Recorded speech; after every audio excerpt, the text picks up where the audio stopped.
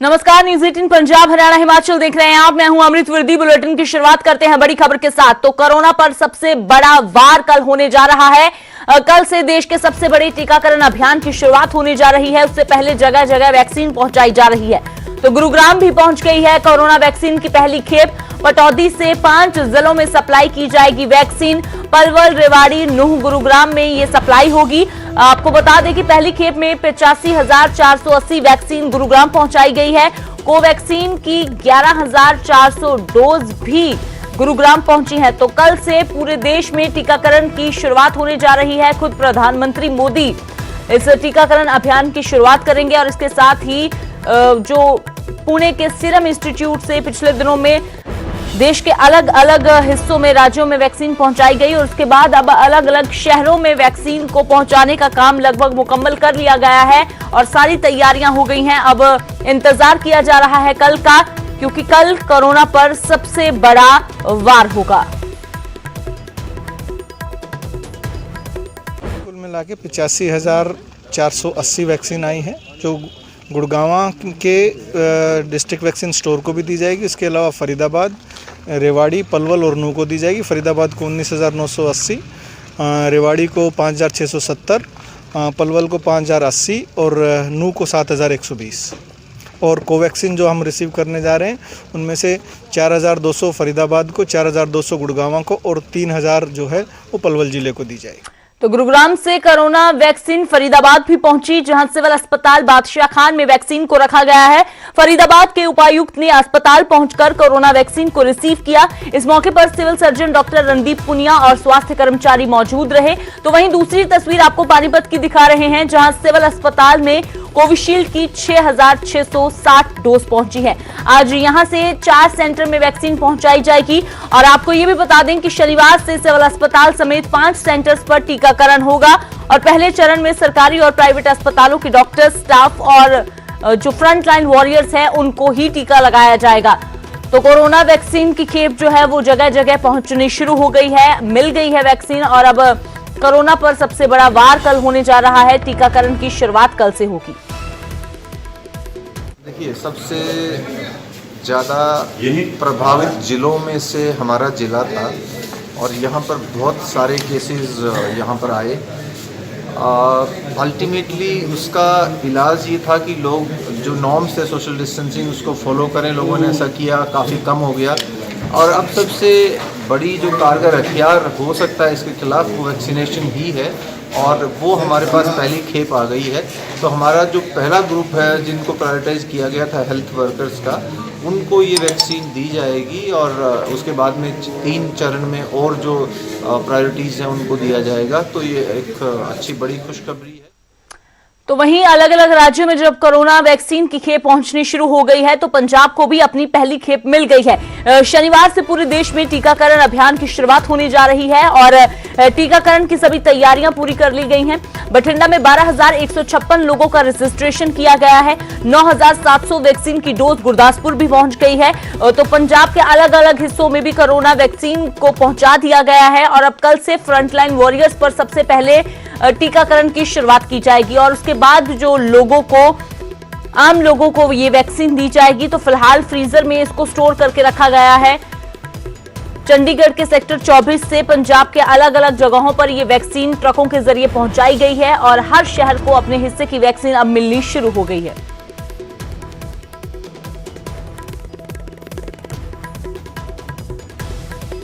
तो वहीं न्यूज 18 पंजाब हरियाणा हिमाचल पर पंजाब के स्वास्थ्य मंत्री बलबीर सिद्धू ने बड़ा ऐलान किया।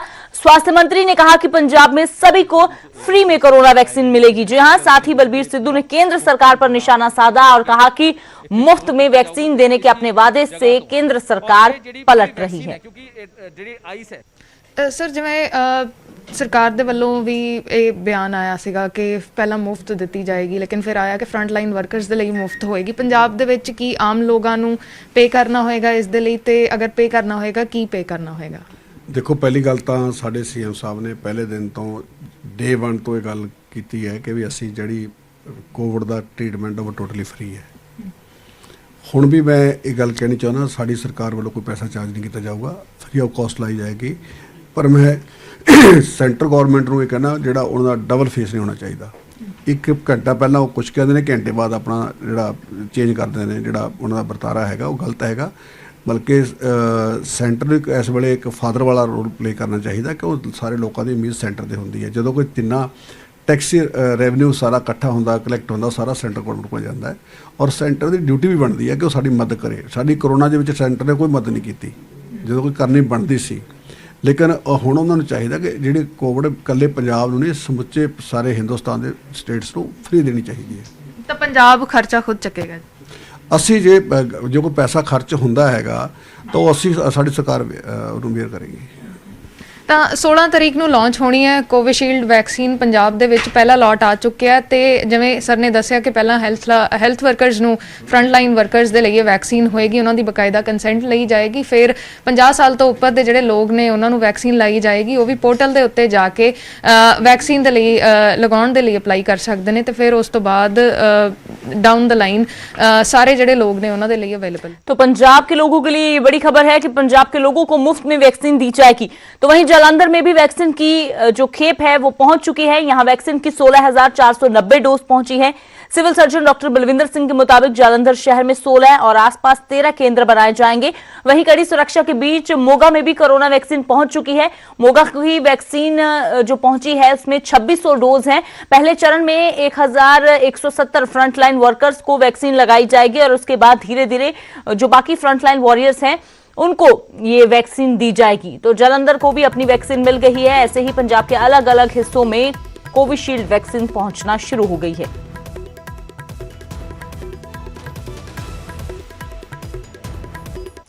तो पंजाब हरियाणा के साथ ही हिमाचल में भी वैक्सीन पहुंचना शुरू हो गई है। शिमला पहुंची कोविशील्ड वैक्सीन। 2 गाड़ियों में यहां पर वैक्सीन को लाया गया। वैक्सीन धर्मशाला और मंडी भेजी गई है। वैक्सीन अधिकारियों की निगरानी में यहां पर लाई गई। उनकी मौजूदगी में इस खेप को यहां बेचा गया। तो धर्मशाला से आज सुबह 3 जिलों को सप्लाई वैक्सीन की होगी। ऊना, चंबा, हमीरपुर समेत कांगड़ा को सप्लाई होगी। आज शाम तक सभी जिला सेंटर्स तक वैक्सीन पहुंच जाएगी और कल कोरोना पर सबसे बड़ा वार किया जाएगा। टीकाकरण की शुरुआत होगी। खुद प्रधानमंत्री मोदी जो है वो इस टीकाकरण अभियान की शुरुआत करेंगे। तो इस महामारी के दौर में अब पूरे देशवासियों के लिए ये राहत की खबर है। तो सीधा रुख करते हैं शिमला से। प्रदीप ठाकुर मेरे सहयोगी जुड़े हैं। तो प्रदीप, आखिरकार इंतजार की घड़ियां खत्म हो गई हैं। जिस महामारी ने पूरी दुनिया को चिंता में डालकर रखा, आखिरकार उसका तोड़ मिल गया है, उसकी वैक्सीन आ गई है और कल सबसे बड़ा वार होने जा रहा है। फिलहाल क्या कुछ जानकारी, कितनी वैक्सीन शिमला को मिली है? बिल्कुल अमृत, देखिए पिछले कल शाम को ही यहाँ पर वैक्सीन पहुँच गई थी। 3 जो गाड़ियाँ भेजी गई थी स्वास्थ्य विभाग की तरफ से, उनके ज़रिए ये चंडीगढ़ से सड़क मार्ग के ज़रिए यहाँ पर वैक्सीन लाई गई है। 93,000 डोज यहाँ पर हिमाचल को मिली है और इसके लिए जो है ये डोज अब सभी जिलों को भी बांट दी गई है। बीते कल ही ये सारी प्रक्रिया पूरी रात भर जो है ये पूरी प्रक्रिया इसको अंजाम दिया गया है। और जैसे ही सबसे पहले यहाँ पर कोरोना वैक्सीन पहुँची शिमला में, जो स्टेट कोल्ड चैन जो यहाँ पर बनाया गया है और सेंटर बनाया गया है, वहाँ पर इस वैक्सीन को रिसीव किया गया प्रदेश के अधिकारियों की तरफ से। उसमें अतिरिक्त इसमें जो सचिव स्वास्थ्य हैं वो भी यहाँ पर मौजूद रहे, अमिताभ अवस्थी, और इनके साथ अधिकारी भी यहाँ पर मौजूद रहे। और उसके बाद अधिकारियों की निगरानी में ही इस वैक्सीन को जो रीजनल सेंटर धर्मशाला है और मंडी है वहाँ के लिए भेज दिया गया है। और आज ही ये वहाँ से जो जिला के सेंटर है और उसके साथ साथ प्रदेश में 46 सेंटर बनाए गए हैं जहाँ पर कोरोना वैक्सीन लगनी है, उसको जो है आज ही डिस्ट्रीब्यूट किया जाएगा और आज शाम तक ये वैक्सीन सभी सेंटरों में पहुंच जाएगी। कल सुबह 9 बजे वैक्सीनेशन का काम शुरू होना है। प्रधानमंत्री नरेंद्र मोदी इसकी शुरुआत करेंगे और इसके साथ साथ जो जिन्हें वैक्सीन लगनी है उनमें से कुछ लोगों के साथ प्रधानमंत्री वीडियो कॉन्फ्रेंसिंग के जरिए बातचीत भी करेंगे। हिमाचल के लिए जिस तरह से ये वैक्सीन आई है उसमें प्रदेश में 40,000 फ्रंट लाइन वर्कर हैं जिनको ये वैक्सीन लगनी है और कल 3500 लोगों को ये वैक्सीन लगनी है।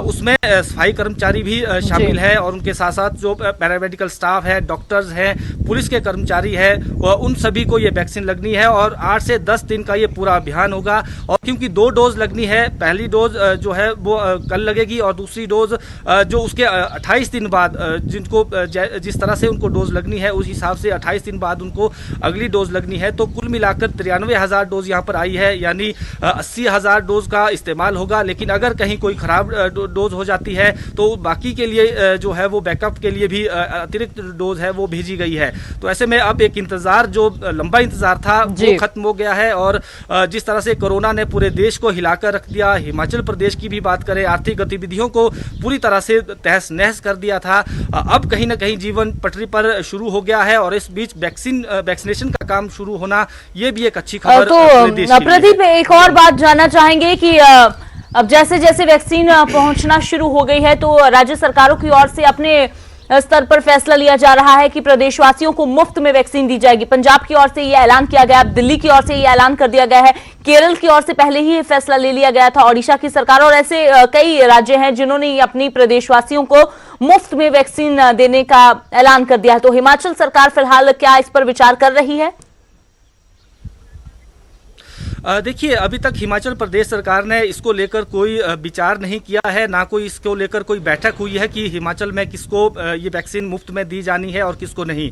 अभी जो केंद्र सरकार का ही प्रोटोकॉल है उसके मुताबिक जो 3 चरणों में वैक्सीनेशन का काम होना है वो निःशुल्क काम होना है, वही प्रदेश सरकार का है। लेकिन आज हिमाचल प्रदेश मंत्रिमंडल की बैठक होने जा रही है, उसमें कोरोना वैक्सीन को लेकर भी चर्चा होगी और आगे जो वैक्सीनेशन का काम होना है उसको लेकर भी चर्चा की जाएगी। संभवतः इसमें कैबिनेट में ये चर्चा जरूर हो सकती है कि प्रदेश सरकार क्या कदम इसको लेकर उठाएगी कि अगर जब 3 चरणों का काम पूरा हो जाएगा उसके बाद जब वैक्सीनेशन का काम शुरू होना है उसमें प्रदेश क्या निःशुल्क वैक्सीन देगी या फिर उसके लिए कुछ जो है लागत तय करेगी।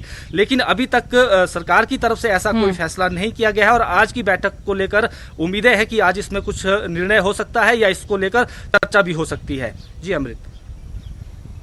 जी प्रदीप, शुक्रिया फिलहाल इस तमाम जानकारी के लिए। तो अभी हिमाचल में वो लोगों को वैक्सीन मुफ्त मिलेगी या फिर नहीं, इसके बारे में अभी हिमाचल सरकार की ओर से कोई फैसला नहीं लिया गया है। लेकिन जो कोविशील्ड वैक्सीन है वो शिमला पहुंच गई है और शिमला से आगे जो अलग अलग शहर हैं, जिले हैं, वहां पर पहुंचाई जा रही है और कल सबसे बड़े टीकाकरण की शुरुआत होगी।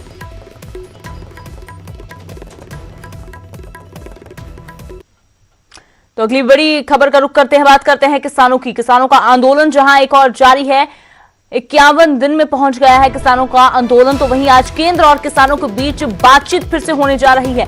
9वें दौर की ये बैठक होने जा रही है केंद्र और किसानों के बीच। 12 बजे इस बैठक की शुरुआत होगी। हालांकि मीटिंग से पहले किसान संगठनों ने अपनी रणनीति तैयार की है। देर रात अपने वकीलों से किसानों ने मुलाकात की है। किसानों के साथ बैठक पहले से ही तय है, ये कृषि मंत्री की ओर से भी बयान सामने आया है।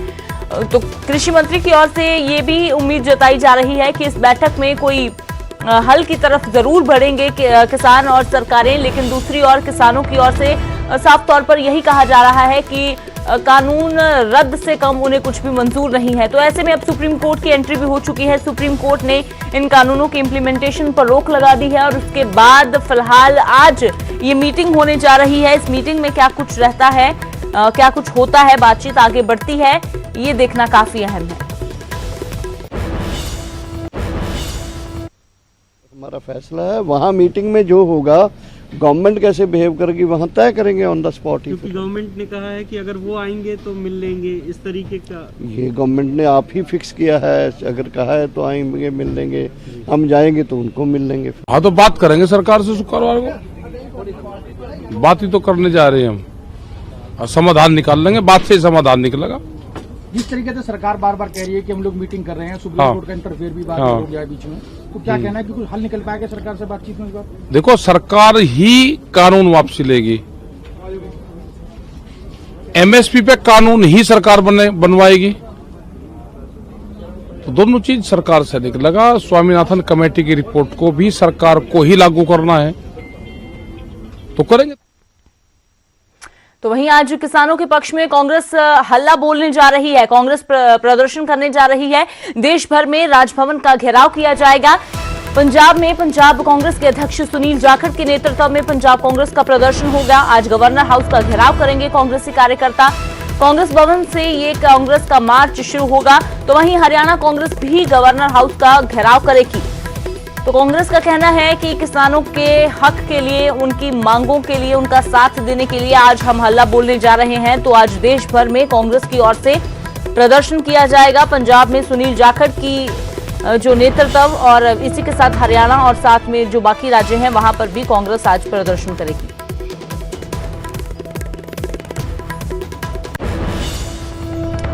तो वहीं दूसरी ओर हरियाणा की बीजेपी और जेजेपी सरकार पर फिलहाल कोई खतरा नहीं है। ये बात गृह मंत्री अमित शाह को आश्वस्त कराई गई है। बता दें कि मंगलवार को सीएम मुख्यमंत्री मनोहर लाल खट्टर और प्रदेशाध्यक्ष ओपी धनखड़, जननायक जनता पार्टी से डिप्टी सीएम दुष्यंत चौटाला ने गृह मंत्री अमित शाह से मुलाकात की और कहा कि सरकार पर कोई खतरा नहीं है।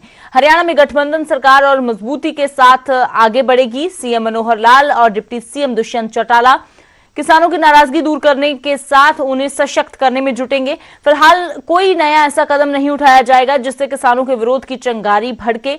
अमित शाह ने सलाह दी है कि प्रदेश में जब तक आंदोलन चल रहा है तब तक कोई किसान पंचायत या राजनीतिक कार्यक्रम ना किया जाए ताकि टकराव को टाला जा सके। तो फिलहाल इसीलिए जो फैसला लिया गया है हरियाणा बीजेपी की ओर से कि अभी कोई जो समागम है, प्रोग्राम है, वो नहीं किया जाएगा।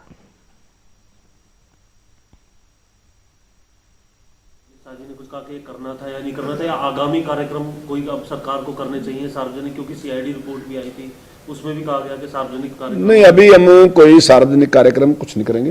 अभी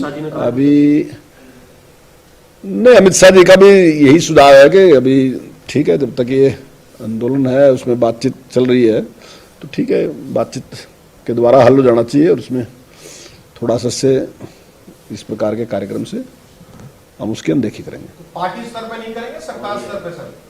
पार्टी स्तर पे नहीं होंगे, सरकार स्तर पे? नहीं, देखिए अब जिस प्रकार के जो राजनीतिक कार्यक्रम हैं, जैसा हमने अभी किसान पंचायत बुलाई गई थी और उस पर जो भी आंदोलनकारी थे उन्होंने जिस प्रकार का सारा व्यवहार किया, हम उसमें टकराव की स्थिति नहीं चाहते, कोई भी टकराव की स्थिति नहीं चाहते। हम चाहते हैं कि बातचीत से समस्या का समाधान होना चाहिए। तो वहीं अमित शाह की हरियाणा सरकार को सलाह पर कांग्रेसी नेता रणदीप सुरजेवाला ने ट्वीट किया है और सरकार को घेरा है। सुरजेवाला ने अपने ट्वीट में लिखा, ऐसे कानून भला किस काम के जिनके चलते सरकार को जनता में जाने से डर लगे। मोदी जी की कौन सी मजबूरी है जो वो अपनी सरकार के लोगों के बीच जाने से तो रोक रही है, लेकिन काले कानून वापस ना लेने पर अड़ी है। देशवासियों को जागना भी होगा, समझना भी होगा, क्योंकि अन्नदाता जाग चुका है।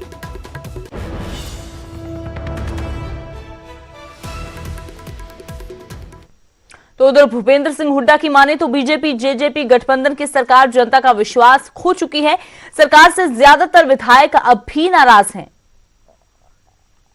पूर्व मुख्यमंत्री भूपेंद्र सिंह हुड्डा हमारे साथ बात करने के लिए मौजूद हैं। सर, हरियाणा में जिस तरीके से राजनीति सरगर्मियां जोरों शोरों पर हैं, डिप्टी सीएम प्रधानमंत्री से मिल रहे हैं, सीएम डिप्टी सीएम गृह मंत्री से मिल रहे हैं, क्या लगता है सर, मनभेद आगे हैं? देखिए, जिस किस्म से जो विधायक इंडिपेंडेंट विधायक समर्थन कर रहे थे सरकार, उन्होंने विड्रॉल कर दिया, कईयों ने पद त्याग दिए और जो गठबंधन के सहयोगी दल से जो आप कह रहे मिले, उनके कईयों के बयान आ गए, तो इससे साफ प्रतीत है, लोगों में जा नहीं सकते, ये साफ प्रतीत है ये सरकार जो है लोगों का विश्वास खो चुकी है, विधायकों का भी खो चुकी है। तो क्या सर, सदन में आने वाले समय में अविश्वास पत्र आप लाएंगे? क्या कुछ विधायक आपके संपर्क में है? देखिए, वो वही समय बताएगा, वही बताएगा कि कौन किसान के साथ है, कौन कुर्सी के चिपका हुआ है। आने वाले समय में क्या दोनों ये जो गठबंधन की सरकार है इसमें दरार देखने को मिल रही है, तो ऐसे में क्या कांग्रेस अपनी भूमिका निभाएगी? देखिए, कांग्रेस तो विपक्ष की, लोगों ने विपक्ष में भेजा है, जीत का अपनी भूमिका निभा रही है। बाकी ऐसी सरकारें जो हैं जिस प्रकार से बनी हैं वो अपने वजन में अपने आप गिर जाया करती हैं। मौका मिलेगा तो कोशिश की जाएगी क्या? अपने आप गिर जाया करती है ऐसी सरकार। बिल्कुल, साफ तौर पे आने वाले समय में वक्त बताएगा कि हरियाणा की सियासत किस ओर जाती है, मगर साफ तौर पे भूपेंद्र सिंह हुड्डा का कहना है अगर मौका मिलेगा तो ज़रूर देखा जाएगा। कैमरा पर्सन मुनमुन के साथ मैं रवि मिश्रा, न्यूज़ 18 नई दिल्ली।